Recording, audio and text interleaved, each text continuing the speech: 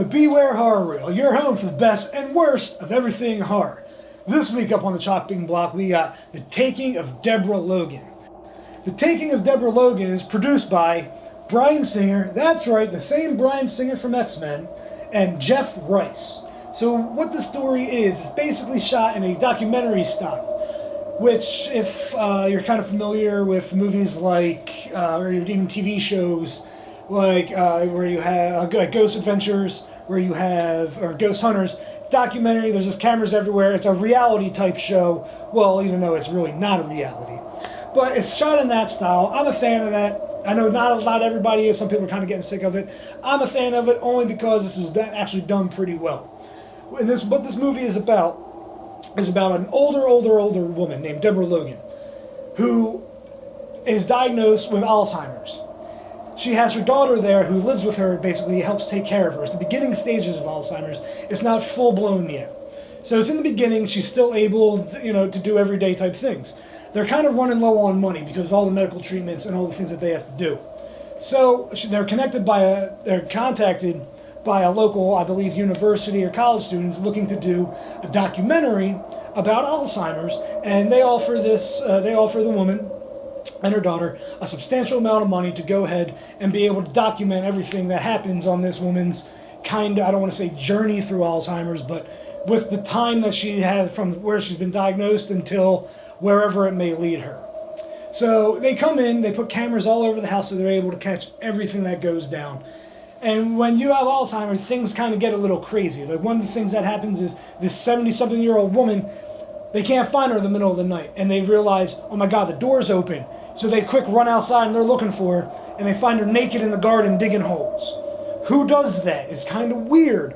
But when you have Alzheimer's, and you know someone with Alzheimer's, this may sound crazy, but this is actually something sometimes that you have to deal with.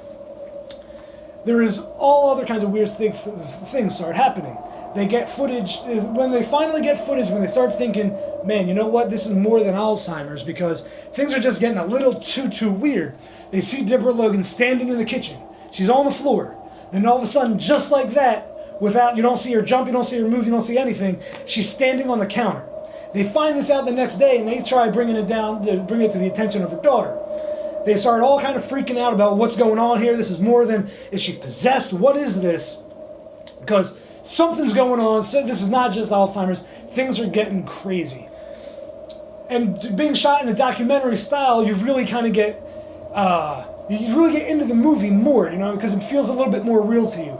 You're going to recognize an actor or two in the movie, but how it's done is done very, very well. You don't really think of them in their other roles. You're really believing that what's going on is, they are who they are in this movie. Now, by the end of the movie, things get a little kind of strange. Not like strange horror movie, like every horror movie is strange. More like, okay, this movie took a turn I wasn't expecting, which isn't a bad thing, but it got a little weird for my taste. But things happen.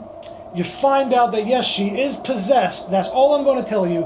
I don't want to get yelled at for spoilers again. But yes, she's possessed by something. I'll give you that.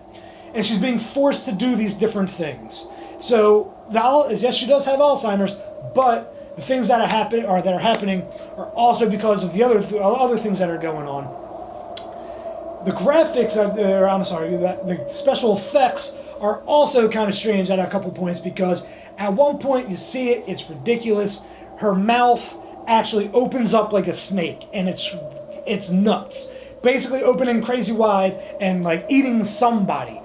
It's crazy. It looks real enough, shot the way it's shot, that it's going to be like, whoa, what? That I just see? Wait, well, hold on. I actually had to go ahead and get break out the old PS3 controller, go back a little bit, and be like, wow, look at that. That actually looks pretty good.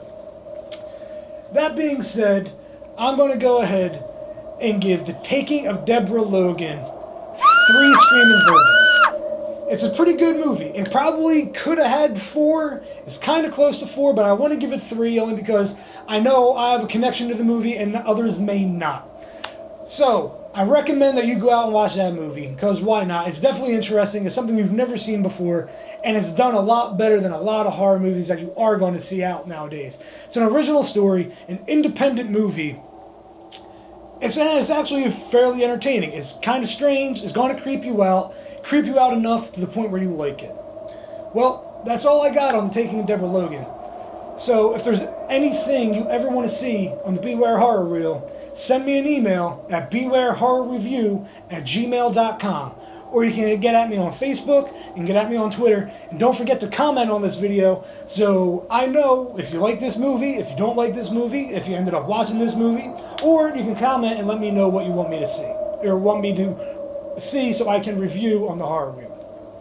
Alright, that's everything I got for you on this edition, and don't forget, if you're not down, beware.